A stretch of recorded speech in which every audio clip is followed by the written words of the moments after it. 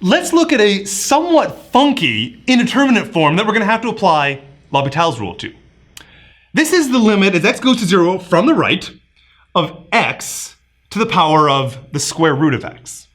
Now, if I just go ahead and plug 0 into x and to root x, then the form that it gets is of the form 0 to the power of 0. This is an indeterminate form. We don't know what that is. It depends on the specifics of the example. Consider, for example, the argument that this 0 to the 0 is supposed to be equal to 0. Well, we know that 0 to the 7 and 0 to the million and 0 to the 1 millionth, all of those are just 0. 0 to any non-zero power is 0. So it looks like maybe this should be 0 too. But on the other hand, if I take a million to the power of 0, or 1 to the power of 0, or 0.001 to the power of 0, all of those are 1, right? Raising to the power of 0 makes something equal to 1. So this is the weird exception to both of those cases. Is it 0? Is it 1? We don't know. Okay, so how am I going to be able to deal with this? And the trick I'm going to use is using logarithms, because logarithms change exponentials into products. And I don't know how to do exponentials, but I do know how to do products. So what I'm going to consider instead of this is I'm going to consider the limit as x goes to 0 from the right of the natural logarithm of x to the power of square root x. And to be sure, this is a different thing. This is not necessarily the same value because you've taken ln of it. It's a different function. Okay, well, let's see if we can manipulate and see how this is going to turn out. Well, the first thing is that the square root on the x on the top, it's going to come down. And this is just limit as x goes to 0 from the right of the square root of x times the natural logarithm of x. And the reason that we've done this, and indeed the whole point of the natural logarithm, was so that we can exploit this property and write it as a product. Okay, so can I do this now? Has that made it any better? Well, as x goes to 0, square root x goes to 0. But the natural logarithm, it goes to minus infinity. So this is sort of type 0 times minus infinity. So that really wasn't all that helpful. We just changed it from one indeterminate form, 0 to the 0, to a different indeterminate form, 0 times infinity.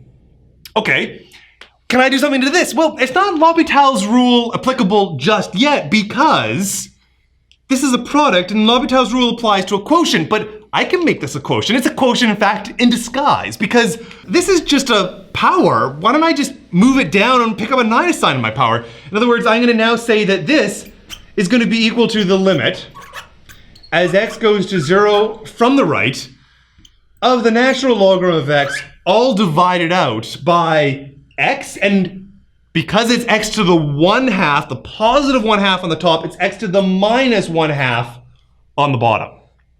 All right, now, have we made any advantage here? I think so, because as x goes to 0 from the right of the natural logarithm, that's minus infinity. And as x goes to the 0 of x to the minus 1/2, this is going to be positive infinity. So it's a minus infinity divided by a positive infinity. It's another indeterminate form, but it's a quotient. And so I can apply L'Hopital's rule to it, even though it's still an indeterminate form. All right, so let's compute. First of all, I'll copy and paste the limit as x goes to 0 from the right. Well, derivative of the top divided by the derivative of the bottom. Derivative of the natural logarithm is 1 divided out by x. And then the derivative of x to the minus 1/2 is going to be minus 1/2 x to the minus 3/2. Okay, so we've got a bunch of complicated exponents. I'm going to try to clear it up here. Copy and paste the limit as x goes to 0 from the right. But now I want to combine all the exponents. Okay, so x to the 3/2, but with a minus sign on the bottom, is like x to the positive 3/2 on the top. And then I'm dividing out by 1 here, so I have 3/2 on the top, and I'm getting rid of 2/2. What leaves me with, I think, is x to the 1/2. So this is x to the minus sign that I have here, the 1 over 2. I'll flip it around and make it a 2 up on the top. It's minus 2 x to the power of 1/2, and now I can compute it. For this example, it is finally a determinate form, not an indeterminate form. I can plug in the 0, and this is going to be equal to 0. So notice what we've done. We took this natural logarithm, And then we did this series of algebraic steps until I applied L'Hopital's rule. And finally, it converted from an indeterminate form to a determinate form, and I was able to evaluate this value. You have to be very careful. What is this limit equal to? This is the limit of the natural logarithm of x to the root x. The limit of the natural logarithm of this thing is equal to 0. But I wasn't interested in anything with natural logarithms. I was interested in the limit as x went to 0 from the right of just x to the root x. So how do I compare these two things? So to finish this off then, if I'm really interested in computing the limit as x goes to 0 from the right of x to the power of square root x, if that's my goal, it's not 0, it is, I have to undo the natural logarithm. And undoing the natural logarithm is taking e to the value of it. This is going to be e to the power of what I just computed. It is e to the power of the limit as x goes to 0 from the right of the natural logarithm of x all to the power of square root x. And we've just computed what that was. That thing was 0, so this is equal to e to the power of 0, and finally we get our value of 1. So we've managed to adjudicate that the limit as x goes to 0 from the right of x to the root x is equal to 1. So in summary, we have a whole mass of different types of indeterminate forms. There's the easier ones that you can apply L'Hopital's rule to directly.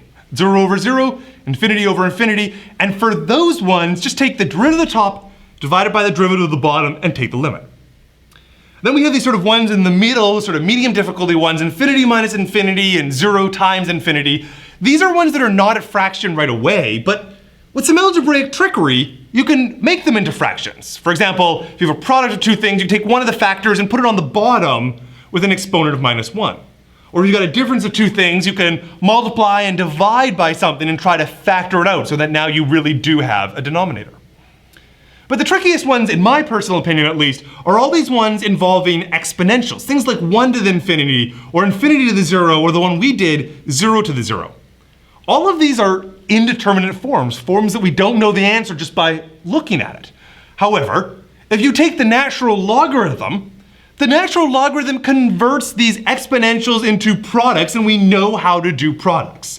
So we convert it into a product, we try to do some algebraic trickery, maybe make one of the factors in the product on the denominator so you can apply L'Hopital's rule, and then you get a value and you take e to that value to undo the natural logarithm.